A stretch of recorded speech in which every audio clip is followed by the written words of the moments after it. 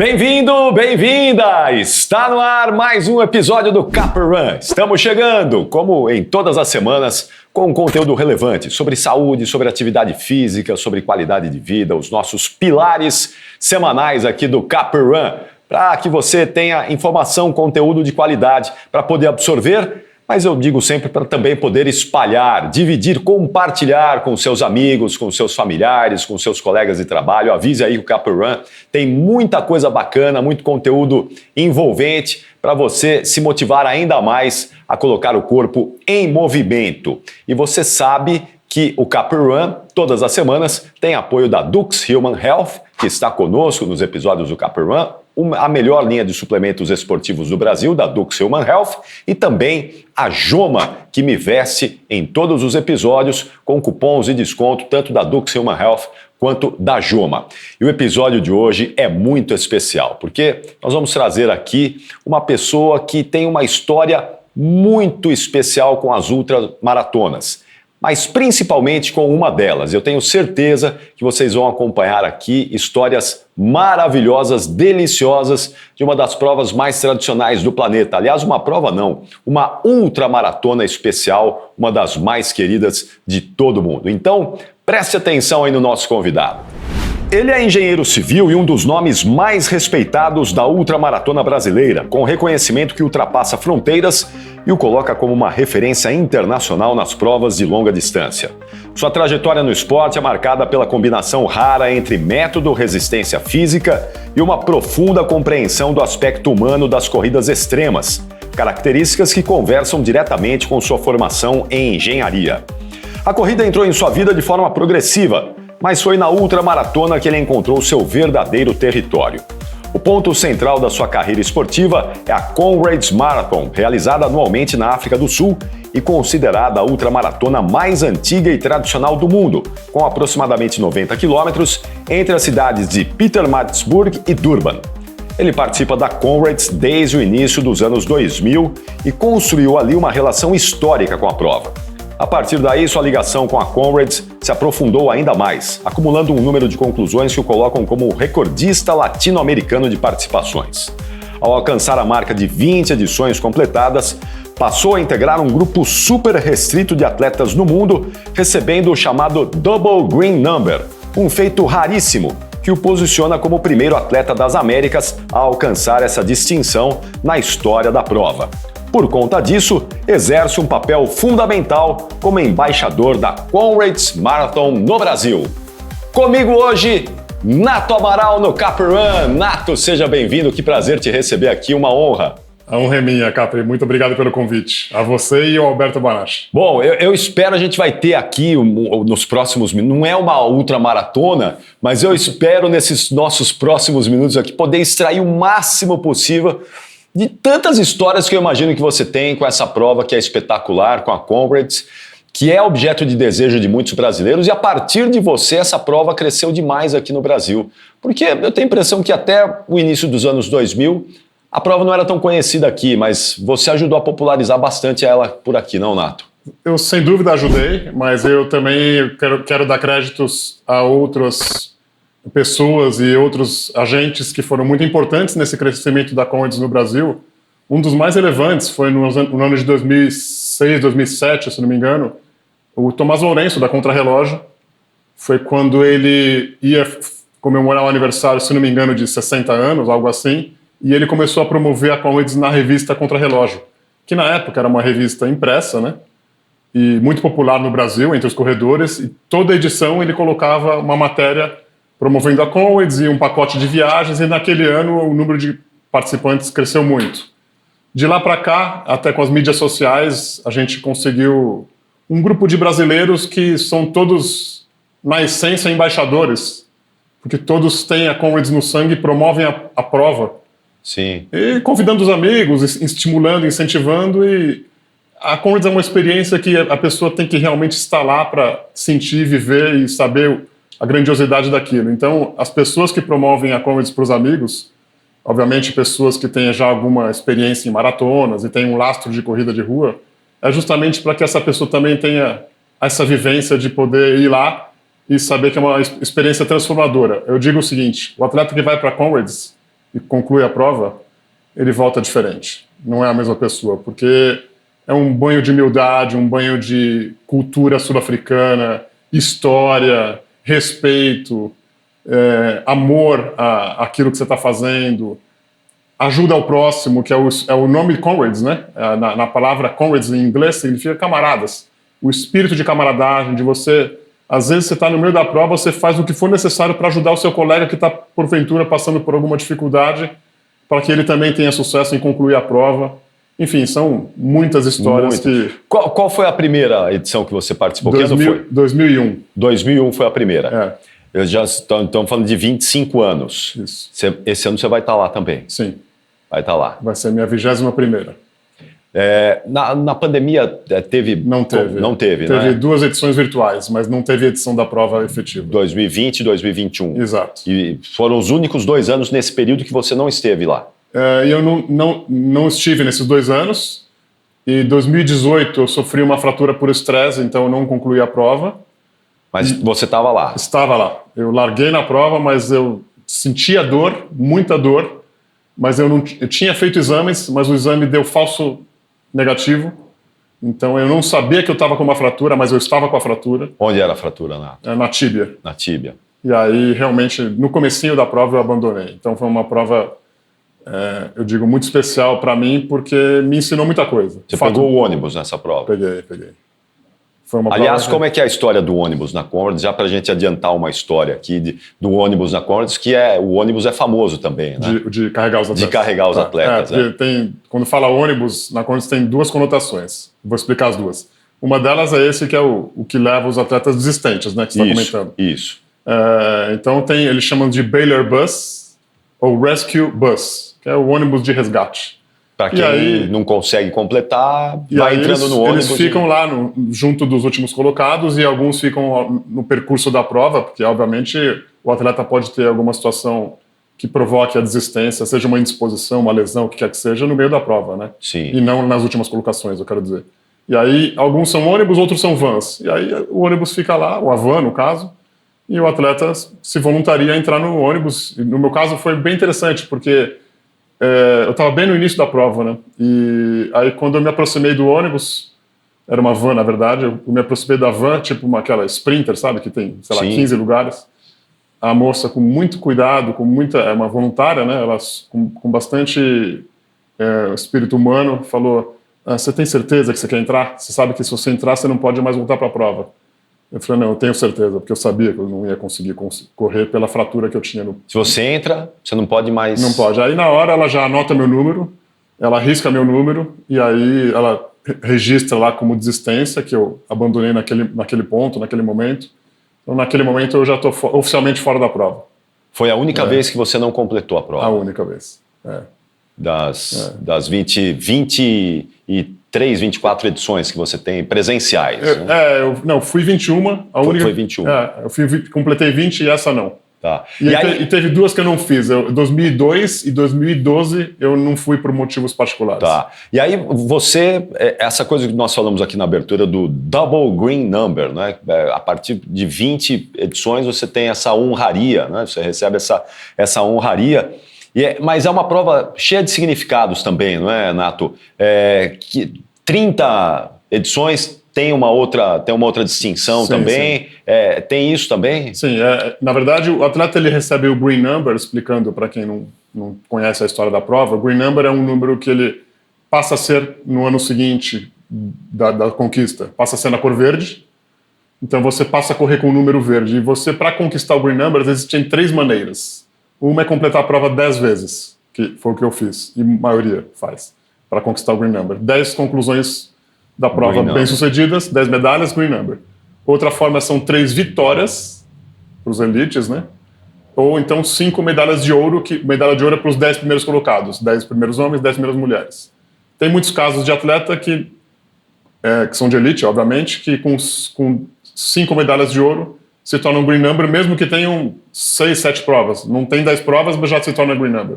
Sim. Então são essas 3 formas. E aí, no meu caso, na 10ª vez, eu completei a 10ª vez, recebi o Green Number, que é o meu número mesmo.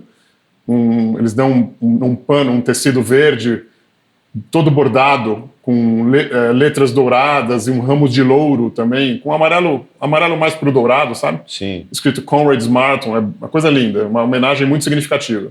E aí, claro, cada um faz o que quer com esse número. É um tecido, você enquadra, guarda, não é para usar. Sim, esse. sim. Eles dão até um menorzinho, pequenininho, que a pessoa pode colocar numa jaqueta. Tá. Muitos usam assim. Sim. E aí, depois disso, de 10 em 10 anos, é double green number, triple green number, quadruple green number.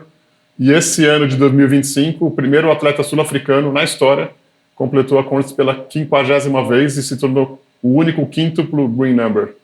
50 Conrads. Sempre com o green, sempre green, não é? Sempre verde. Isso. Mas aí vai tendo algumas diferenças ali no número para identificar 10, 20, 30, 40. Quando ele recebe o green number, a cada 10 é um ramo de louro. Então no meu tem 2 ramos, que é o double. Legal, o double. Quando o cara recebe o triple, são 3 ramos de louro. E assim vai.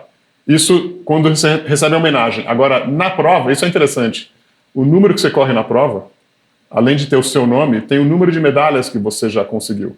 E a Conrads, como a Two Oceans também, tem número na frente e nas costas. São 2 números, é obrigatório usar os 2. Então, por que eu digo isso? Isso é importante. Você está correndo a prova, você está vendo as costas dos outros atletas na sua frente, e aí tem um atleta na sua frente, que nas costas dele, você olha o número dele, está escrito lá, 30 medalhas, 28 medalhas, ou 0 medalhas, se é a primeira vez que ele está correndo. Sei lá, 42 medalhas, enfim, isso é muito interessante. Legal, você vai identificando quem está ali junto com você, né? A experiência da pessoa na prova, né? Eu vou te dar um exemplo interessante. Esse ano, 2025, eu estava correndo pela 20ª vez, então no meu número estava escrito 19 medalhas, porque era a 20ª. Sim. Mãe e filho, eu percebi que era mãe e filho, pela semelhança física. Mãe e filho correndo, tipo, a mãe devia ter uns 50 anos e o filho uns 25, mais ou menos. E aí os dois se aproximaram de mim e viram lá 19 medalhas, perceberam que eu era internacional, porque camiseta com bandeira do Brasil e tal. E ela falou em inglês, nossa, extraordinário, 20 vezes vindo aqui para a África correr essa prova. E eles estavam correndo pela primeira vez. Que legal. Sul-africanos. E a gente percebe quando é sul-africano pelo seguinte... O atleta, são tantas histórias, né? O atleta sul-africano, o número dele é o fundo branco. O atleta internacional, o número dele é fundo azul. Então, quando você vê o número azul, é estrangeiro. Fundo branco, sul-africano. E o verde é o green number, e aí vale para estrangeiro ou para sul-africano. Muito legal. Tem muitas histórias, tem muito simbolismo essa prova. E, inclusive, no percurso, né, Nato? Porque um ano é subindo, outro ano é descendo. Como é que é isso, né? Qual é o melhor ou o menos pior, né? Qual é o menos difícil? Porque são 90 quilômetros. Mas quando a gente fala em subida, é subida mesmo, e quando em descida, é descida mesmo. Como é que é essa diferenciação do percurso? Tá, essa pergunta é interessante. A prova, na primeira edição, ela foi um percurso de descida, ou seja, largando em Pietermaritzburg e chegando em Durban. E quando o Wyke Clapham, que é o cara que idealizou a prova, quando ele criou a prova, ele decidiu que todo ano ele ia inverter o percurso, o sentido. E no percurso de descida, você tem uma descida acumulada de mais ou menos 1.700 metros e um ganho de altimetria de 1.100. Ou seja, mesmo descendo, você tem 1.100 de ganho altimétrico. É muita subida no percurso de descida. Você larga de uma altitude de 660, 640, mais ou menos, do nível do mar, e chega no nível do mar. Esse é o percurso de descida. No percurso de subida é o inverso, né? Então são 1.700 metros de ganho altimétrico, com um detalhe. Vou explicar o percurso de subida. No percurso de subida, praticamente quase todas as grandes e principais subidas estão na primeira metade da prova. Ou seja, você, em mais ou menos 45 quilômetros, você sai do nível do mar e você já chega na altitude que vai ser a altitude da chegada. Só que da metade da prova até a chegada é um sobe e desce sem parar. Que é mais ou menos como se a gente saísse de Santos e viesse para São Paulo. Mais né? ou menos. É mais ou menos o mesmo nível altimétrico. Mais ou menos. Lembrando Paulo, que o ponto mais alto da prova, embora a chegada seja mais ou menos 640, 650 do nível do mar, o ponto mais alto da prova é por volta de 870. Então você chega no percurso de subida, 19 quilômetros da chegada, mais ou menos, chama Amblas Road, é uma avenida, 870 metros de altitude, ali é o ponto mais alto da prova. Aí desce até 640. Aí desce, sobe. Nunca só desce, nunca só sobe. E nisso tudo, qual é o que você prefere? É subindo ou descendo? Você fez essa pergunta. Eu prefiro a descida, no sentido de eu acho a descida mais emocionante, porque você chega na cidade de Durban, que é uma cidade bem maior, e você vê muito mais gente nas ruas, na chegada, nos últimos quilômetros que te levam até a linha de chegada. Tá todo mundo na rua lá. Isso para mim é muito marcante, além do que foi a prova que eu fiz a minha estreia. Então ela me remete muito à minha estreia, né? Minha primeira edição. Quer dizer, do ponto de vista da altimetria, da dificuldade, é parecido, né? Não digo que é parecido, ao contrário. A subida é bem menos difícil. A subida é menos difícil? A subida é bem menos difícil. Por quê? No percurso de descida, como grande parte das descidas, como eu falei, lembra que eu falei que na subida, a maior parte das subidas está na primeira metade? Sim. Na descida é o inverso, a maior parte das descidas está na segunda metade. E pelo fato da grande parte das maiores descidas estarem na segunda metade, você está muito mais desgastado, e a descida é um esforço excêntrico, né, de você correr freando, Sim. Você destrói a musculatura do quadríceps. Você chega a ver na prova de descida, do quilômetro 60, 70 em diante, você vê a atleta correndo de costas, às vezes, para preservar o quadríceps. O que me leva a imaginar que você também precisa fazer uma preparação diferente, então, nos anos, um trabalho de força diferente, quando você vai subir ou descer no percurso da subida ou da descida no pré-prova? Sim, sem dúvida. Na verdade, a preparação acaba sendo muito semelhante, porque em ambos os sentidos da prova demanda muito fortalecimento muscular na preparação e, obviamente, muito treino de subida e descida, né? Sim. Então, é raro a gente fazer algum treino, não é muito comum a gente fazer um treino em que o ponto de largada do treino seja diferente do ponto de chegada. Tipo, você correr daqui até um outro lugar muito distante, aí demandaria carro de apoio, coisa do gênero, né? Sim. Então é muito comum você fazer um treino onde você começa e termina no mesmo ponto, consequentemente o que você teve de ganho e perda altimétrica naquele treino é o mesmo. Isso não impede, obviamente, você organizar um treino com equipe de apoio em que você consiga, nesse treinamento, dar maior predominância de descida ou de subida. Como você falou, sei lá, de pegar um trecho de serra, um trecho muito montanhoso, que você larga num ponto mais alto e chega num ponto mais baixo para você tentar simular o percurso de descida. Aqui em São Paulo, por exemplo, vamos falar de São Paulo, nos seus treinos, você costuma fazer treinos em que lugar para tentar simular um pouco disso aqui? Muitos, assim, vários dos meus treinos eu faço na própria USP, e aí na USP, no percurso menos nobre da USP, né, que é longe do burburinho, eu fico muito na química, ali no HU, na odontologia, que são subindo tudo aquilo trechos, ali, né? aquele portão lá que vai para Osasco. Então, aqui é um sobe e desce ali sem parar, um local bem menos frequentado da USP, né? Então, eu faço muitos treinos ali. Um treino muito bom que eu já fiz na região de São Paulo, eu fiz em 2025, Estrada Velha de Santos. Tem um percurso muito bom, com longas subidas e descidas não tão íngremes, mas muito longas, o que é bom. E Tamboré é um local que também dá para você explorar uma quantidade de subidas e descidas assim impressionantes, e algumas delas muito íngremes e muito longas. Muito bom. Tamboré é desafiador o lugar. E a estrutura na prova? Porque são 90 quilômetros, né, Nato? Imagino que a organização se preocupa com todos os detalhes para poder oferecer ao longo desses 90 quilômetros uma estrutura ali adequada, não é? Como é que funciona isso aí? Água, alimento, de quantos em quantos quilômetros? Como é que é a estrutura da prova? Olha, Capri, na Comrades você tem um apoio de prova, de pontos de hidratação e alimentação, que é muito superior a qualquer prova das majors, as famosas majors marathons. Você chega a ter na Comrades 48 pontos de apoio, num percurso de 87 a 89 quilômetros ou 90 quilômetros.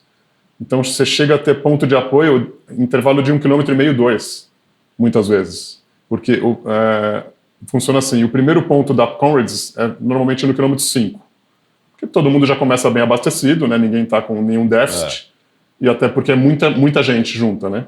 Então no quilômetro 5, o primeiro ponto. Dali em diante, a cada 2 quilômetros, 1,5 ou 2,5, vai ter um ponto de apoio. E todos eles têm água, isotônico, Coca-Cola, e muitos deles têm várias outras coisas, como banana, batata, biscoito, Alguns têm gel. E a gente está falando de quantas mil pessoas na prova? São perto de 20 mil pessoas e são cerca de 6 mil voluntários trabalhando. É quase um voluntário para cada 3 corredores. Isso, cerca de 6 mil voluntários. E um detalhe bem importante, isso é muito interessante.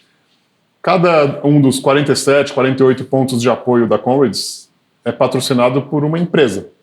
Então, meses antes da prova, eles abrem um application para as empresas que estão interessadas em voluntariamente colocar sua marca ali e colocar toda a equipe de apoio. Então, a empresa estampa a marca dela. Pega, por exemplo, Dux, uma empresa de suplementos. Ela põe a marca dela, desde que não conflite com patrocinadores da prova, né, claro. Coloca a marca dela, coloca toda a equipe de voluntários, porque é ela que vai angariar. E existe uma competição do ponto de apoio mais festivo, e mais organizado e o mais limpo. Olha que legal. Então eles têm que garantir que X metros antes e depois daquele ponto de apoio, todo o lixo tenha sido recolhido logo que termina o último corredor a passar por ali. Então é muito bacana, porque vários deles têm banda de música, tem cheerleaders e o pessoal super animado o tempo todo, sabe? Parece uma competição para ver quem entrega o melhor ponto ali. Né? E muitos deles, todos eles com uniforme, sabe? Então é muito bacana. Então, que legal. Você está se aproximando daquele ponto, você já vê a exposição daquela marca e aquelas pessoas todas super entusiasmadas para te dar o melhor apoio possível. Isso é muito bacana. Quanto tempo a organização dá para completar a prova? Até 12 horas. Tem que terminar em menos de 12 horas. 12 horas, aí passa o ônibus mesmo, né? Aí vem o ônibus mesmo, o famoso ônibus, né? Então, aí eu tinha comentado da palavra ônibus. Na Comrades tem um termo que chama ônibus, que eles usam o termo bus em inglês. Ônibus são os marcadores de ritmo. Porque quando tem um marcador de ritmo, tem uma galera que acompanha ele. Então, quando você vê aquele grupo de gente, muita gente reunida junta, correndo em um marcador de ritmo, é um bus. Aquele é o ônibus das 10 horas, o ônibus das 11 horas. Lá não é por pace, né? Aquele é o pace da 4h30, quadra, em horas, né? Exato. Eu quero terminar em 9 horas, então aquele ônibus ali, terminar em 10, aquele hora. Agora, Nato, é uma prova que demanda muito da questão física, claro, evidentemente, né? Ninguém vai se aventurar nessa prova sem estar preparado fisicamente, mas também tem a questão estratégica. Que eu falei aqui na abertura, eu imagino que a sua cabeça racional de engenheiro também trabalha muito na prova, né? Para organizar tudo isso, tempo, né? Como é que é isso? Como é que trabalhar a cabeça numa distância dessa, tendo que completar em 12 horas? Bom, eu começo a mentalizar a prova muitos meses antes, né? Eu começo a mentalizar de fato, no percurso da prova, percorrendo os quilômetros necessários e enxergando as Big Five, que são 5 grandes montanhas que a prova tem. Cada uma tem um nome, né? E aí a gente consegue visualizar isso. Então eu fico mentalizando para eu ter um viés positivo e de motivação também. Ou seja, porque durante os meses de preparação, não é todo dia que você está 100% motivado, né? Então você tem que o tempo todo buscar motivação e entender a razão para você estar fazendo todo aquele esforço, toda aquela dedicação.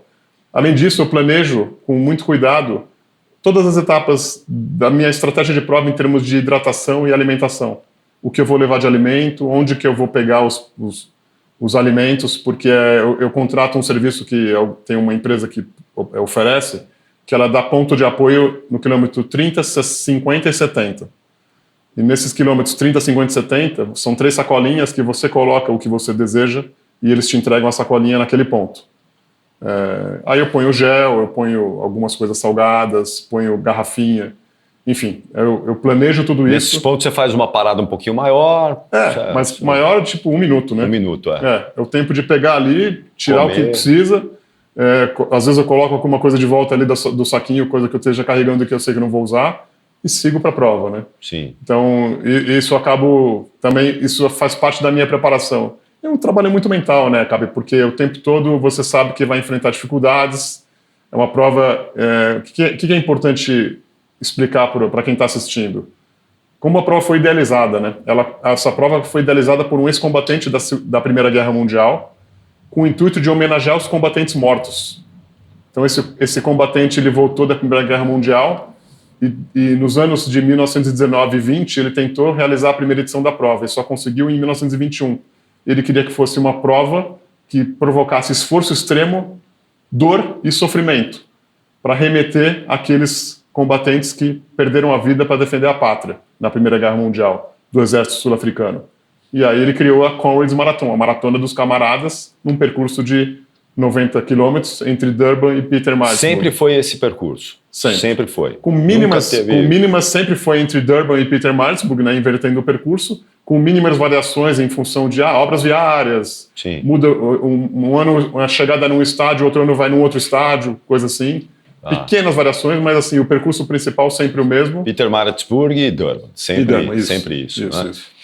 Qual foi seu melhor tempo até hoje na Comrades? Foi 8 horas e 33 minutos. 8h33.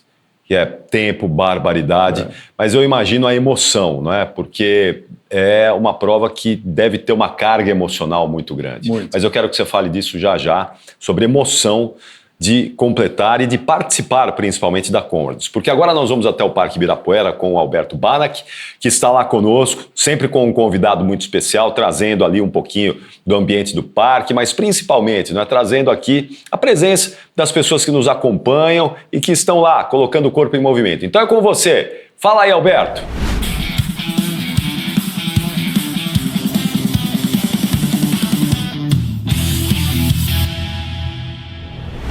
Capirã no ar mais uma vez aqui do Parque do Ibirapuera, Alberto Banac, e hoje estou aqui com o professor Zeca, que eu conheço, tem assessoria há 31 anos, e como o assunto hoje é Comrades, que eu estou até com o blusão, e ele também, Zeca já fez 7 vezes Comrades. Minha primeira pergunta, Zeca, o que Comrades te fascina? Olha, a Zetrec foi a primeira assessoria aí para Comrades em 1999. E desde lá existe esse fascínio justamente porque as pessoas querem entender o que a África do Sul tem de tão diferente. E a prova ela tem muitas histórias para contar, então eu acho que isso é que traz o fascínio dela. Zeca, mais uma coisa que eu queria saber com você. Você é a grande referência hoje para quem vai para Comrades.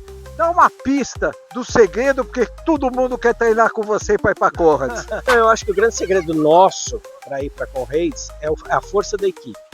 Nós temos uma equipe que sempre treina junto, faz todo o trabalho, todo o ciclo de treinamento para Comrades a gente faz juntos.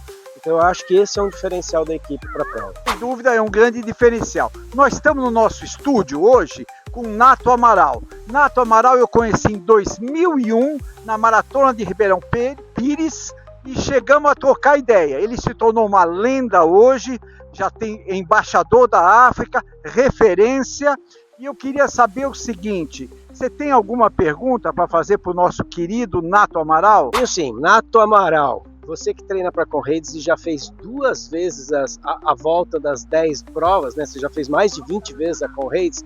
Como é que você consegue ficar tanto tempo fora de casa? Sua mulher nunca quis te matar por você ficar tanto tempo fora de casa? Uau, essa é uma boa pergunta. Eu corro um pouquinho mais, minha esposa já briga. E a sua, Nato Amaral? Capirã do Ibirapuera, mais uma vez, muito conteúdo. Professor Zeca, Nato Amaral, Ricardo Caprioli.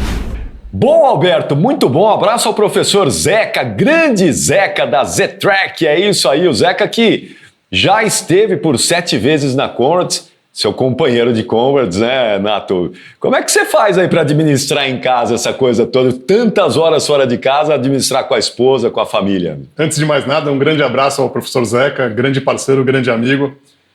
Bom, quando eu conheci a minha esposa, eu já tinha feito algumas Comrades, umas 6 ou 7. Então ela já me conheceu com defeito.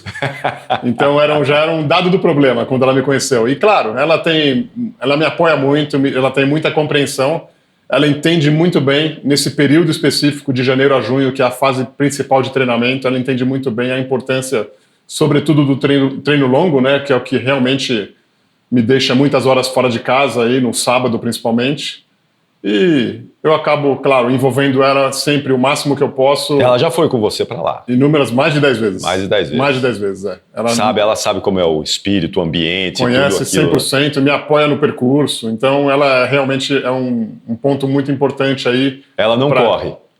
Faz maratonas. Faz ela maratona. desde 2021 ela faz uma maratona, desde 2019 ela faz uma maratona por ano.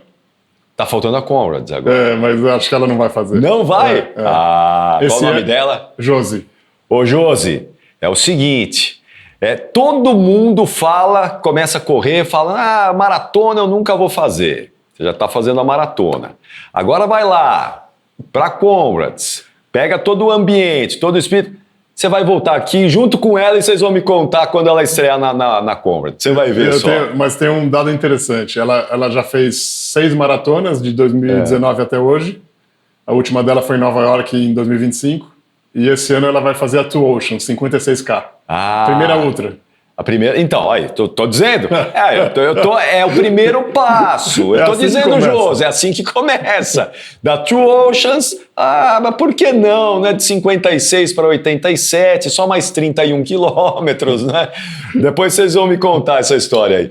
Mas, Nato, como é que é essa rotina? De janeiro a junho, a prova é em junho, tradicionalmente em junho. Isso. Você começa em janeiro a preparação, 5 meses antes da prova. Sim, claro, obviamente já venho com um lastro, né? Claro. Não começa do zero, né? Então, sim.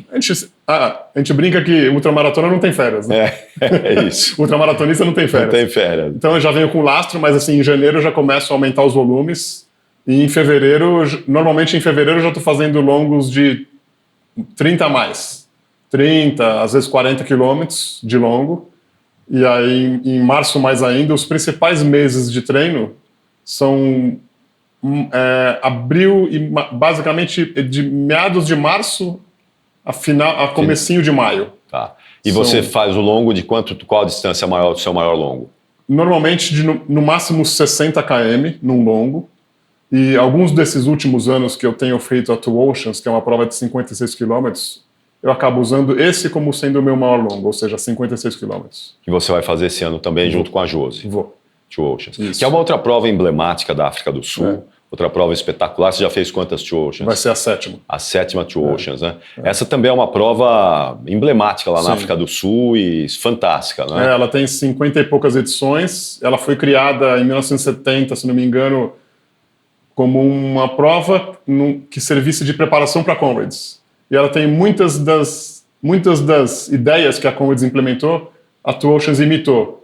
Ela, por exemplo, ela tem medalhas diferenciadas, dependendo do tempo, a medalha diferenciada. A Conrads tem 8 tipos de medalhas, a Two Oceans tem 5 ou 6. A Conrads tem o Green Number, quando completa 10. Na Two Oceans, quando completa 10, é o Blue Number, número azul. E por aí vai. Tem a Conrads tem a marcação da quilometragem em contagem regressiva, a Two Oceans também. Enfim, tem uma série de... E a Two Oceans ela é talvez até um pouco mais democrática, porque ela tem uma meia maratona dentro também. Tem, ela acaba sendo mais popular por conta disso. Né? Hoje em dia são 3 provas que a Two Oceans tem. Ela, na sexta-feira, e são em dias diferentes. Sim. Na sexta-feira, 10 quilômetros em trilha. No sábado é a ultramaratona, né, o 56K. E no domingo é a meia maratona, 21.1. Sendo que essa é a maior meia maratona da África.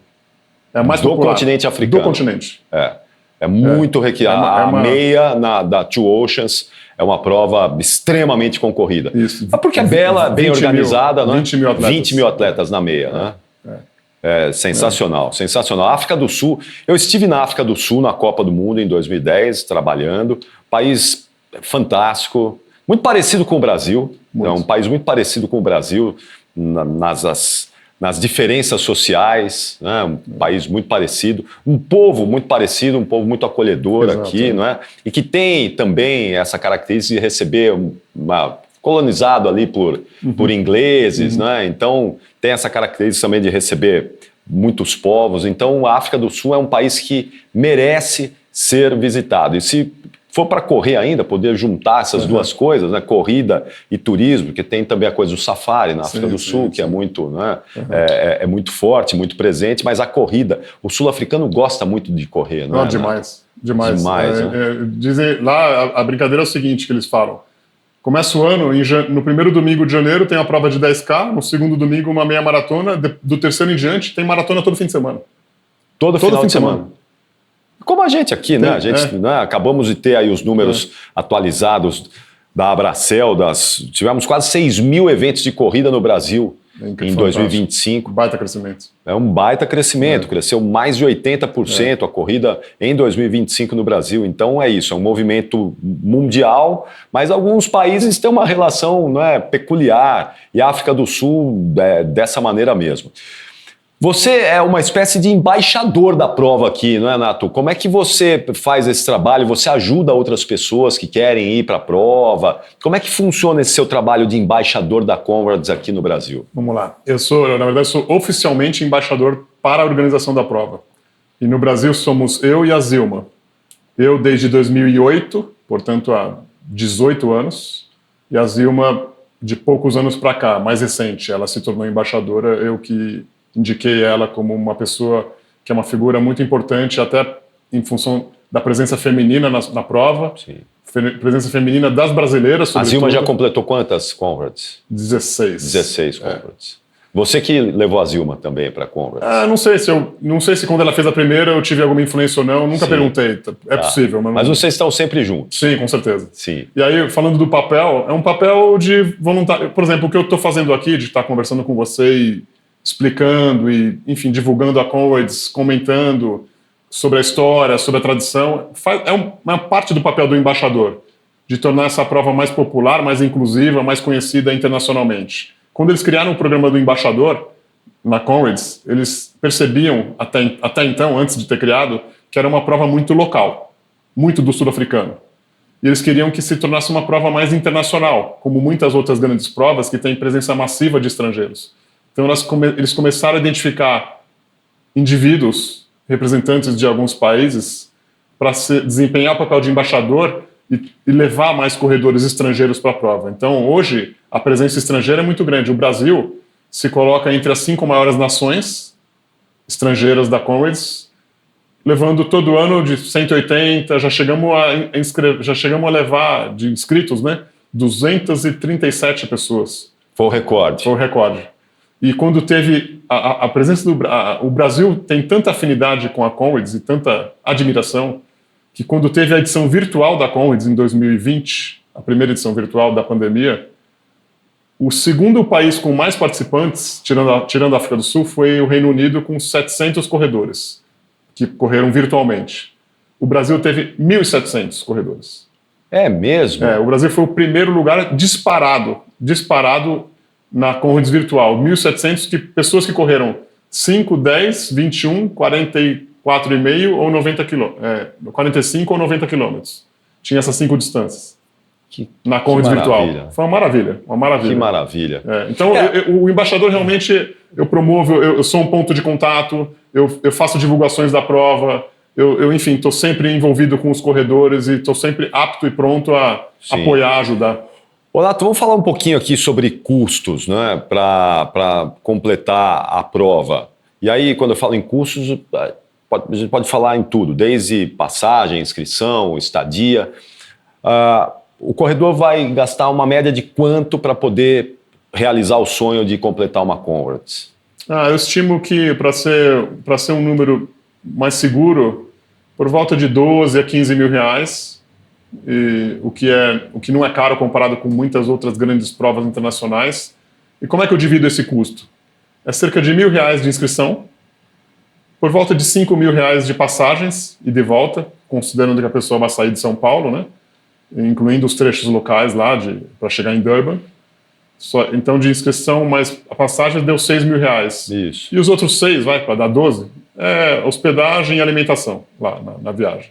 Supondo que a pessoa vai ficar umas 5 noites, 6 noites, que é um prazo razoável para poder chegar um tempo antes e se aclimatar com o fuso horário de 5 horas que eles estão na frente. E aí, dependendo de onde é a largada, fica em Durban ou em Pietermaritzburg? A pessoa pode até ficar em Durban nas 2 largadas, e aí na prova, quando é descida, de madrugada pega o ônibus que leva para a largada e aí volta para Durban. Chega em 1 horinha, menos talvez, chega na largada e... o ônibus demora talvez 1h30. 1h30. São dezenas de ônibus, né, porque é muita gente. Sim. Mas a pessoa tem que sair tipo 2 da manhã para chegar umas 3h30, 4 da manhã lá, e aí largar às 5h30. Sim. Então, se eu for pensar, não é, comparar com algumas provas aqui no Brasil, R$1.000 para uma prova de 90 quilômetros não é um valor elevado, não é um valor caro. Não é. Claro, custa R$1.000 é um valor expressivo, mas se comparado com algumas provas aqui, que às vezes você tem prova de 10 quilômetros, você paga R$300 na inscrição. Eu falei 1.000, mas talvez com a cotação seja 1.200 hoje, mas eu falei por volta de 1.000, mas... Mas arredondando, você vai gastar R$12.000 lá. 12.000 com tudo. Para você fazer a sua Conrads e realizar um sonho espetacular. Acho que é um orçamento, esse 12.000 é um orçamento, acho que bem seguro, se a pessoa, de novo, né, comprar passagem com uma razoável antecedência, para pagar esses R$5.000 e de volta, às vezes menos. Isso. Às vezes pega promoção, né, tarifa mais baixa, vai gastar menos de R$5.000, a pessoa vai e volta. Sim. Agora, o treinamento, né, Nato, você aconselha que a pessoa procure, e a gente tem hoje aqui vários, a gente ouviu o Zeca agora há pouco, que é um cara que tem experiência, treinamento para Conrads, né? Tem que ser um treinamento bem específico para a prova, né? Acho que quem não tem essa experiência, tentar treinar sozinho para fazer uma Conrads não vai fazer um bom negócio. Né? Treinar sozinho, se a pessoa não tem experiência, realmente acho muito arriscado, eu não recomendo. E hoje o Brasil tem muitos grandes treinadores experientes já em treinar atletas para Conrads, né? Você falou do Zeca, tem o próprio Branca, meu treinador. Sim. Tem a MP... Foi o pioneiro, né? O Branca acho que foi o primeiro, né? Junto com o Zeca. Junto com o Zeca, né? Não, primeiro entre os treinadores. Entre os treinadores. O primeiro atleta foi o Márcio Milan, em 1997. Primeiro brasileiro na história a concluir a Conrads. O Márcio Milan. O Branca foi com o Zeca em 99 e um grupo de atletas. Né?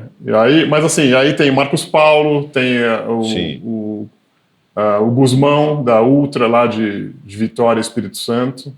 E, enfim, tem vários. Vários treinadores aptos aí a te dar um treinamento, porque não é uma brincadeira, né? É um negócio realmente sério. Eu imagino que nesses mais de 20 anos, você deve ter muitas histórias aí curiosas, histórias preocupantes, né? Deve ter acontecido muita coisa nessa história toda. Eu quero que você me conte uma história aí, uma história importante que você, ou engraçada, ou trágica, enfim, pensa numa história aí bacana para você me contar, porque eu vou agora trazer aqui um papo de médico pra gente. Afinal de contas, nós estamos falando sempre aqui de saúde, de qualidade de vida, e é muito importante ter um recado relevante de uma autoridade na saúde. Então, por isso, o Papo de Médico está em todas as edições aqui do Capper One. Confira aí.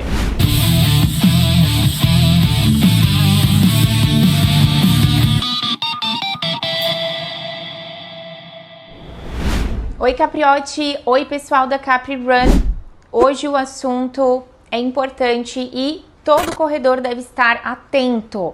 Dor no peito durante o exercício. Muitas vezes a gente tenta justificar com outros sintomas e isso pode ser muito perigoso. Quando a dor no peito aparece no repouso, a gente já fica preocupado.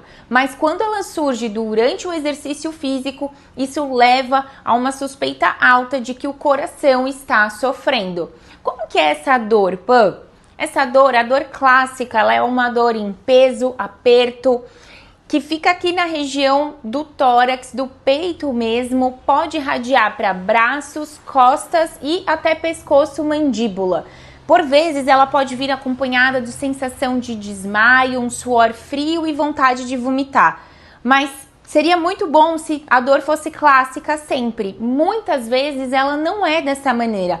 Ela aparece como uma sensação de desconforto em faixa no começo do abdômen superior, que pode irradiar também para as costas, braço, pescoço, mandíbula, e que às vezes lembra uma sensação de queimação, como se fosse uma azia forte, uma crise de vesícula. São diagnósticos diferenciais, mas eu quero que você preste atenção se aparecer dessa maneira. O grande ponto é que é uma dor muito desconfortável, é algo que realmente faz você parar de correr.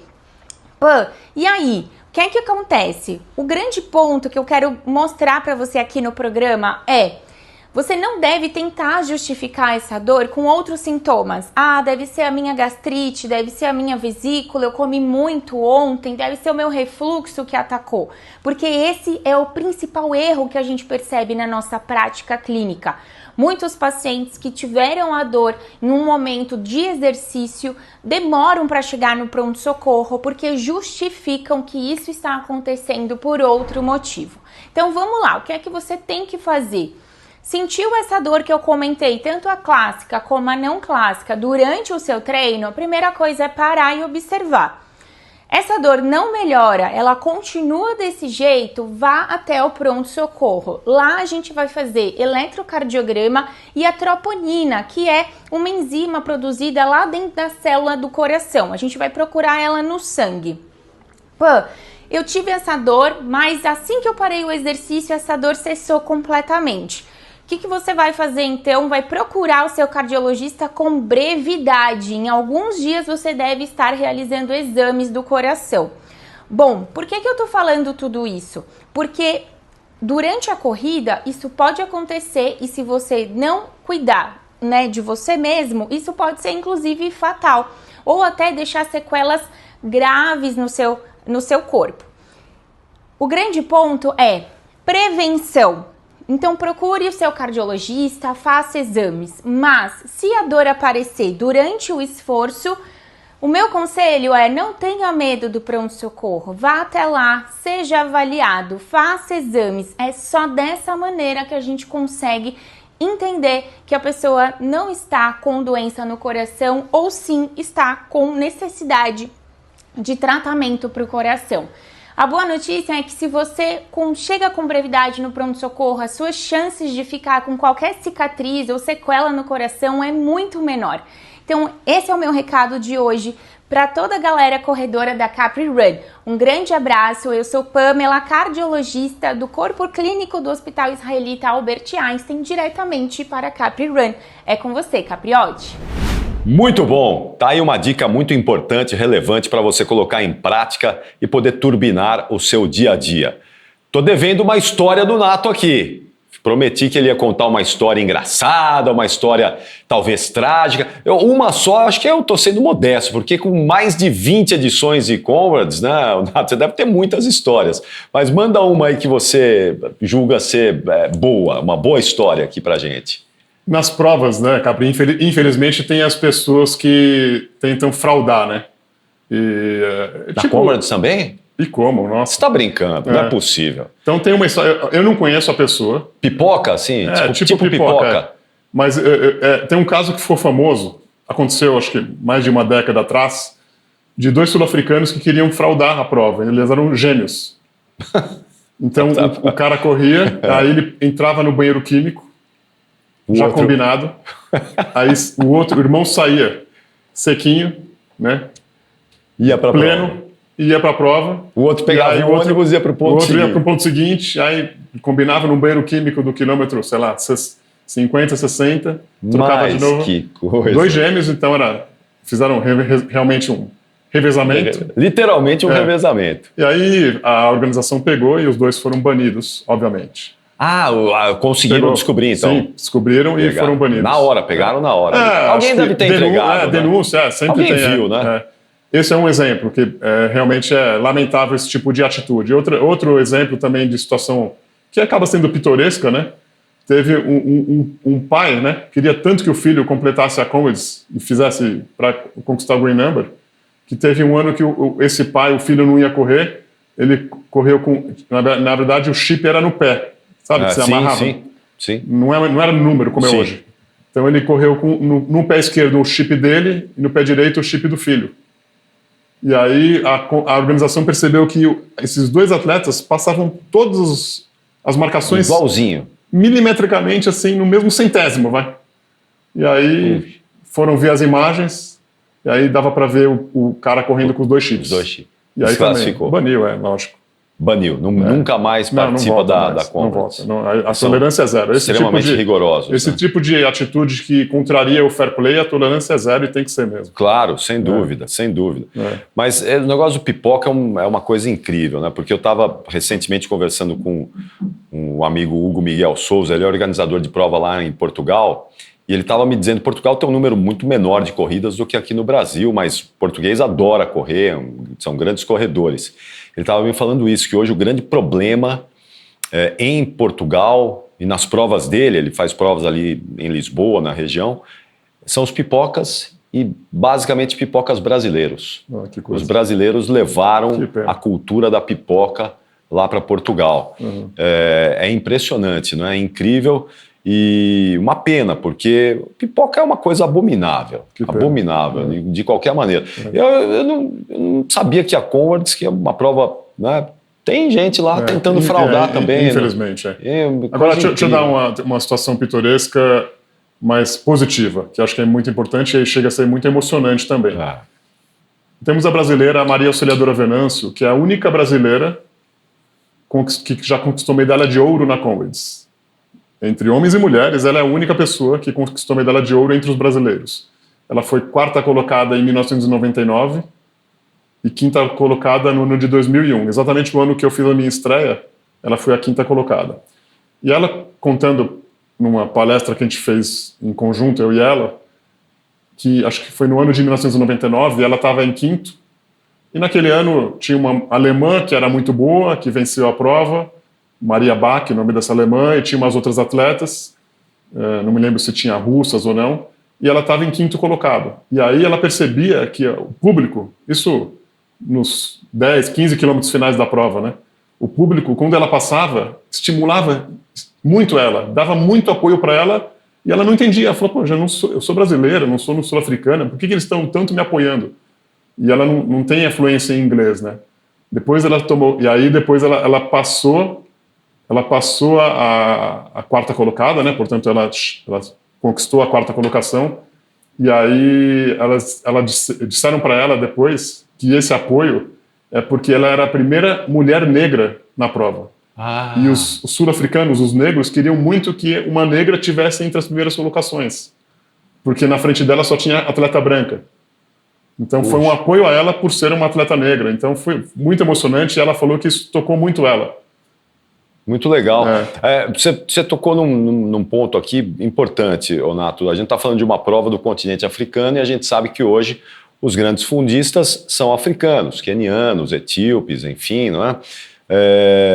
Esses corredores também estão presentes na Conrads, quer dizer, quenianos, etíopes, eles também estão nas ultras e também estão na Conrads? Muito pequena participação. Pequena, né? E muito raramente eles estão entre os 10 primeiros colocados, muito raramente. Dos africanos que estão entre os 10 primeiros colocados no masculino e no feminino, normalmente, além dos sul-africanos, temos Zimbábue, Botsuana, aqueles países assim mais próximos ali do sul do continente. Sim. Mas a gente não vê Quênia, não vê Eritreia, não vê Etiópia, não vê. Talvez porque a premiação não seja atraente. A gente sabe que muitos desses corredores vão em busca de premiação, né, de dinheiro. Talvez o valor financeiro tenha um peso aí. E a gente sabe também que são especialistas em 42 quilômetros na maratona, né? Quando passa disso já é outro esporte. Sim. A gente está falando de outra coisa. Muitas vezes não tem essa conotação toda. Bom, eu preciso fazer mais uma pausa aqui, porque agora é papo de treino com a Luciana Dias. A Lu Dias vai trazer aqui uma dica, um toque, uma informação bacana para a gente agora. Então preste atenção aí, a Luciana Dias com a gente nessa edição do Capri Run.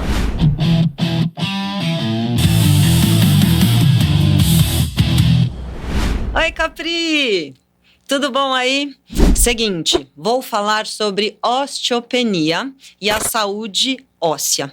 Então, assim, a musculação é importantíssima para a mulherada nessa fase. A gente precisa, o osso precisa de estímulo para ele se renovar. E aí tem a musculação, que a gente está fazendo alguma coisa com sobrecarga, então você tem essa atração, que isso é muito legal para o osso, e também o impacto. Então, assim, a caminhada, a corrida é bárbara para essa coisa toda dessa renovação óssea. Tem muita gente que gosta de fazer hidroginástica. Galera, a hidroginástica é ótima para um monte de coisa, mas para osteopenia e para osteoporose, ela não funciona muito. Então, não necessariamente para isso, tá bom?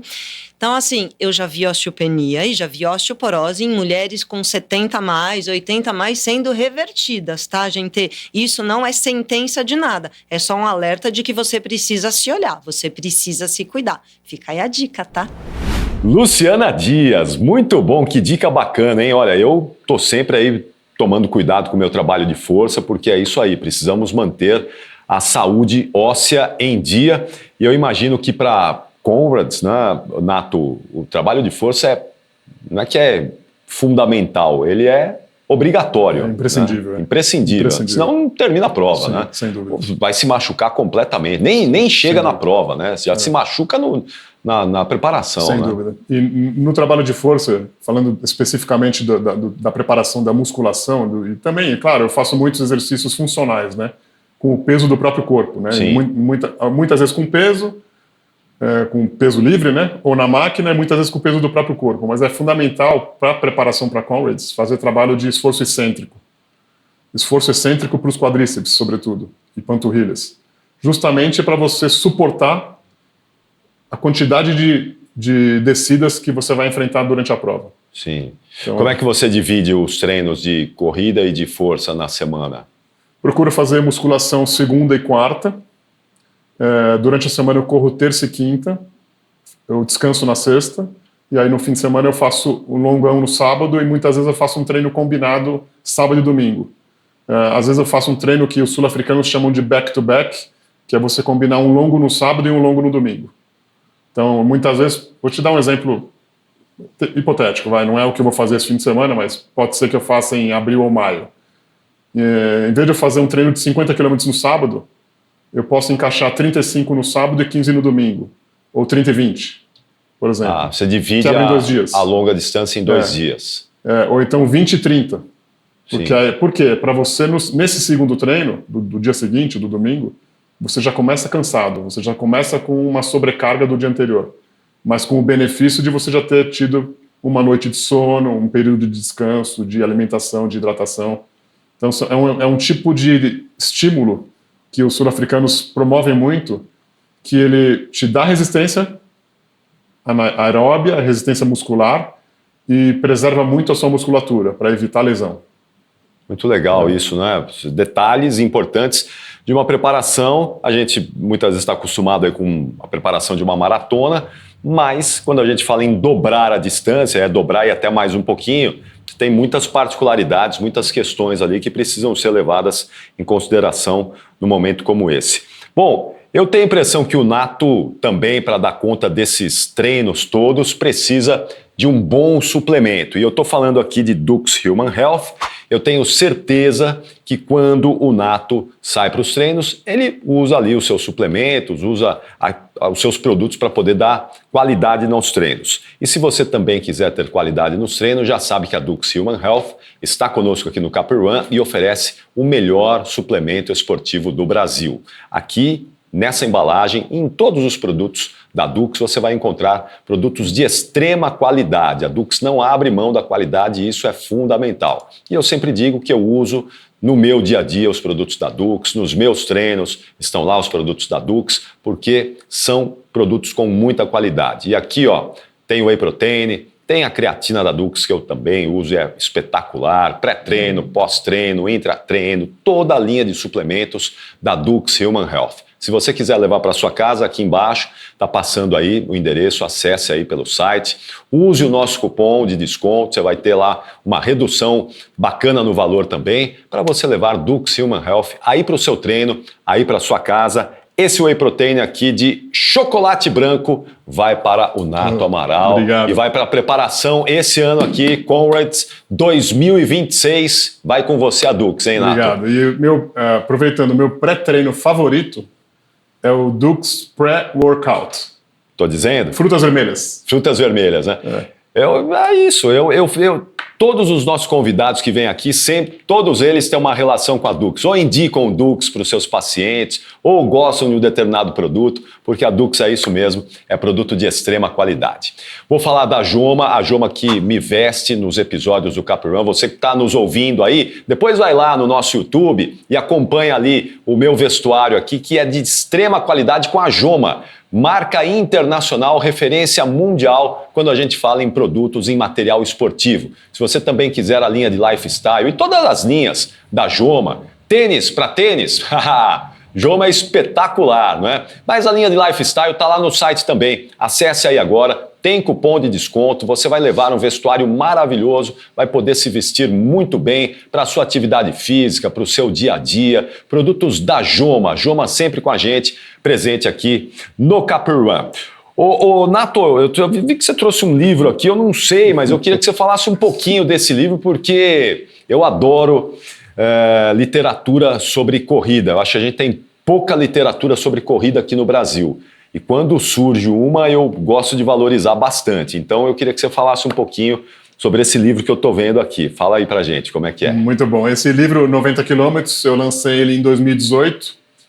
Ele conta muito da trajetória minha na prova, mas fala muito da história da Comrades e muito sobre treinamento, sobre motivação, e tem um lado interessante, que um dos capítulos que eu mais gostei de ter escrito, que eu faço uma correlação bem interessante num paralelo do esporte com o sucesso pessoal e profissional. E quando eu falo do esporte, não estou falando só de corrida.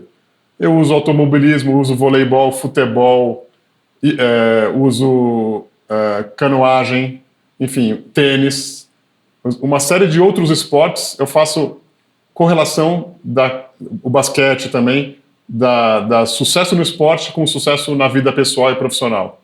Então é um livro de quase 300 páginas, muito agradável de ler. Assim, ele foi um sucesso de vendas, eu não vou negar, vendeu mais de 5 mil exemplares. Opa! E sempre que tem publicações dos melhores livros de corrida, costumam colocar esse livro, 90 quilômetros, entre os 10 melhores livros de corrida disponíveis no Brasil. Então, se alguém tiver interesse, pode entrar em contato diretamente comigo na minha conta do Instagram. Aliás, está passando a conta do Nato aqui, ó. Se você quiser, aqui, não só o livro, que é muito importante, muito legal, mas também informações sobre a Comrades. Você, como embaixador, ajuda e responde a todo mundo. 100% disponível, pode me contactar a qualquer momento.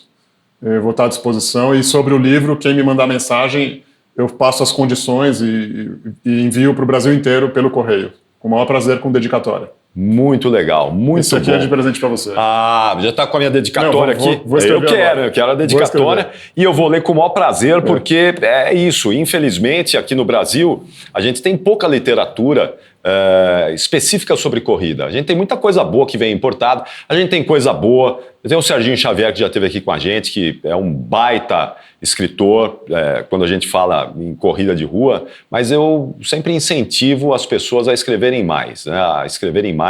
O nosso Alberto Bana, que tem o livro dele também, mas temos que ter mais publicações para a gente poder abastecer esse público gigante que está na corrida e que está chegando na corrida. Então está aqui, 90 quilômetros. Obrigado, viu, Nato? Vou ler com o maior prazer aqui, uma honra receber a sua publicação. E quero te desejar um excelente ano de Two Oceans, de Comrades, e que você siga sendo esse embaixador, esse nome relevante no Brasil e nas Américas, né? Afinal de contas, você é o único double green das Américas, né? Quando você fez a introdução, eu descobri isso depois de ter conquistado o Green Number. Eu realmente não sabia. Uma outra pessoa que me mandou essa estatística. Eu sou o 5º maior atleta do mundo em número de medalhas, tirando a África. Fora da África. O 5º maior. 5º maior, estrangeiro. Sensacional. Então tem um cara não é da Irlanda, acho que é da Irlanda, aí depois tem um português, que é um amigo meu, um alemão, é o meu amigo português, aí um tá na Nova Zelândia, depois eu, com 20 medalhas. Então quem tem mais, tem 31 ou 32 medalhas, que é esse cara da Europa. E aí você depois... tá ali na cola ali. Tá ali, tem chão. Você tá na cola ali. Meu foco sempre é na próxima edição. Sim. Eu não fico pensando em fazer mais 10 ou mais 5 ou mais tantos. Mas o seu sonho, o seu desejo é todo ano estar lá. Exato. Essa é a sua meta. Todo ano estar lá. Enquanto eu tiver com uma boa condição de saúde, em condições de fazer a prova com um certo conforto, no sentido de não chegar faltando 1 minuto para terminar o tempo limite, me arrastando. Enquanto eu estiver numa condição adequada, que eu tenho feito os últimos anos a prova com mais ou menos 1h30 de gordura. Eu termino, por volta de 10h30, eu termino a prova. E são 12 horas. Sim. Então, ainda é confortável para mim administrar esse tempo. Claro. Se eu estivesse chegando em 11h55, aí talvez eu já estaria pensando em me aposentar. Que, aliás, essa é uma outra coisa que muita gente diz, né? Você ficar ali na linha de chegada, observando essas pessoas que chegam ali no limite, né? 11h59, é emocionante isso, né? É admirável, é emocionante porque muitas pessoas, por qualquer razão, e às vezes até por falta de oportunidade ou então por questão genética mesmo, né? Sim. Não tem a possibilidade de fazer um tempo mais rápido, mas a pessoa dá vida para conseguir concluir dentro do tempo limite. E, nossa, é uma realização incrível. Já me disseram que é emocionante você estar ali na linha de chegada, no tempo limite, nas 12 horas, a emoção de quem chega ali com 11 horas e 59 minutos, nossa, batendo na trave, e a emoção de quem vê a coisa se fechar, se encerrar ali, tá às vezes a poucos metros da linha de chegada e não consegue porque deu 12 horas, Detalhes. termina, né? Você já ficou numa linha de chegada ali, já viu as pessoas? Já assisti assim várias vezes, quase todas as vezes. Quase todas, né? Você vai lá com 12 horas Sim, e fica... fico lá. É emocionante. Raro, Só teve uma vez que eu saí antes, porque um amigo meu não estava se sentindo bem e eu fui apoiá-lo. Então eu saí do local de chegada da prova antes das 12 horas, mas tirando essa, todas as vezes eu fico lá até o último chegar. Que legal. E quando dá 12 horas ainda tá dia noite, ou já tá noite? Noite. Já tá noite, né? Já tá escuro, né? Escuro. Legal. A prova, nos últimos anos, com a largada às 5h30, esse último ano foi 5h45. Então, a prova termina 17h45. Já tá escuro. E 5 e pouco da tarde já está escuro. Porque lá já é o começo do inverno. Né? Já é o exato. começo do inverno, então já tá... O sol já vai embora. Nato Amaral, valeu, Nato. Obrigado, Capri. Venha sempre, seja bem-vindo, viu? Muito obrigado. Obrigado. Grande episódio, grande papo com o Nato Amaral, espero que vocês tenham gostado. Se você gostou, aproveite para compartilhar aí com seus amigos, com seus colegas de trabalho, familiares. Aqui estão os nossos endereços, você tem aqui Instagram do Capri Run, YouTube, TikTok, todas as nossas redes, todos os nossos caminhos para você nos acompanhar semanalmente. Então você já sabe, na próxima semana teremos mais um episódio inédito para todos vocês. Muito obrigado e até lá.